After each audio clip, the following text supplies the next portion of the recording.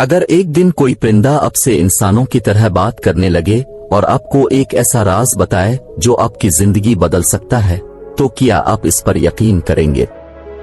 अहमद एक छोटे से गांव में रहता था जहां जिंदगी सादा और आम सी थी। वो एक गरीब मगर दिल का अमीर नौजवान था जो दिन रात मेहनत करके अपनी बीमार मां के इलाज के लिए पैसे जमा कर रहा था।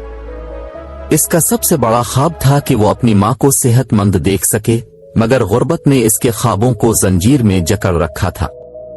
एक दिन अहमद को एक जख्मी परिंदा मिला जो अपने पर हिलाने से भी कासिर था। अहमद को जानवरों से मोहब्बत थी। उसने बगैर कुछ सोचे इसे अपने साथ घर ले जाने का फैसला किया। उसने परिंदे के जख्म धोए, इसे खाने के लिए दाना दिया और नरमी से इसके परों पर हाथ फेरा। जब रात हुई, अहमद नींद में जाने ही वाला था कि अचानक एक अजीब आवाज सुनाई दी। अहमद, तुमने मेरी जान बचाई है, अब मैं तुम्हारी मदद करूंगा। अहमद चौंक कर उठा। उसने आदेर अलिफादेर देखा, लेकिन कोई नहीं था।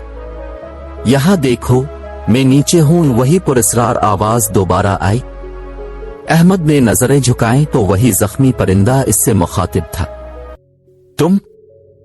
तुम बोल सकते हो? अहमद ने हैरत से कहा। परिंदे ने सर हिलाया। हां, मैं बोल सकता हूं, मगर मैं आम परिंदा नहीं हूं। मेरा एक राज है, एक ऐसा राज जो तुम्हारी जिंदगी बदल सकता है।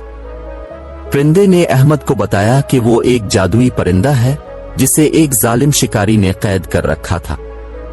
अगर अहमद इस परिंदे की कही हुई हिदायत पर अमल करे तो वो अपनी मां के इलाज के लिए दौलत हासिल कर सकता है। मगर एक शर्त थी, अहमद को अपनी नेकी पर शक नहीं करना था और इसे आजमाइशों का सामना भी करना होगा। ये दौलत आसानी से नहीं आएगी अहमद, लेकिन अगर तुम नेक नियत के साथ चलोगे तो तुम्हें अपनी मंजिल मिल जाएगी, परिंदे ने संजीदगी से कहा। अहमद के दिल में उम्मीद जाग गई। परिंदे ने इसे एक जादुई जगह का पता दिया जहां खजाना दफन था, मगर साथ ही खबरदार भी किया कि यह दौलत इसी को मिलेगी जो अपनी नीयत साफ रखेगा। अगले दिन अहमद ने सफर का आगाज किया। परिंदे के बताए हुए रास्ते पर चलते हुए वो एक सुनसान जंगल में पहुंचा जहां अंधेरे ने सब कुछ ढांप रखा था।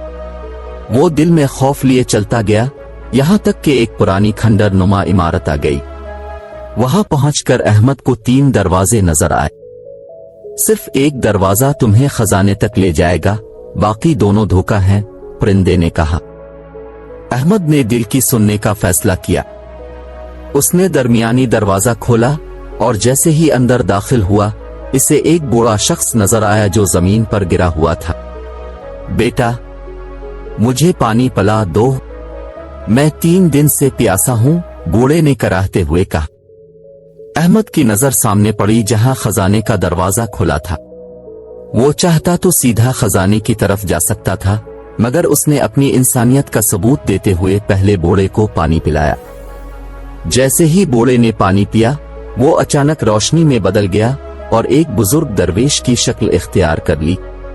बेटा, तुम्हारा इम्तिहान था और तुमने इसे कामयाबी से पास कर लिया।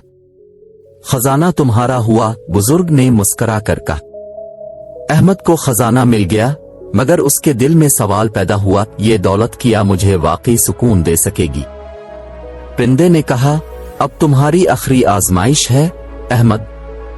ये खजाना तुम अपनी मां के इलाज के लिए रख सकते हो, इसे इन गरीबों में बांट सकते हो जो बरसों से भूखे हैं। तुम्हें क्या लगता है कि तुम्हारी मां वाकई खुशी पाएगी अगर बाकी लोग तकलीफ में रहे? अहमद की आंखों में आंसू आ गए। उसने अपनी मां के लिए कुछ रकम रखी और बाकी दौलत गरीबों में बांट दी। जैसे ही इसने ऐसा किया, अचानक एक जादुई रोशनी आई और परिंदा आसमान में बुलंद होने लगा। अहमद, तुमने साबित कर दिया कि नेकी हमेशा जीतती है। अब तुम्हें मजीद किसी खजाने की जरूरत नहीं, क्योंकि तुम्हारी नेक नीति ही सबसे बड़ी दौलत है। तुम्हारी मां हमेशा खुश रहेगी। जब अहमद घर वापस पहुंचा तो उसने अपनी मां को सेहतमंद पाया।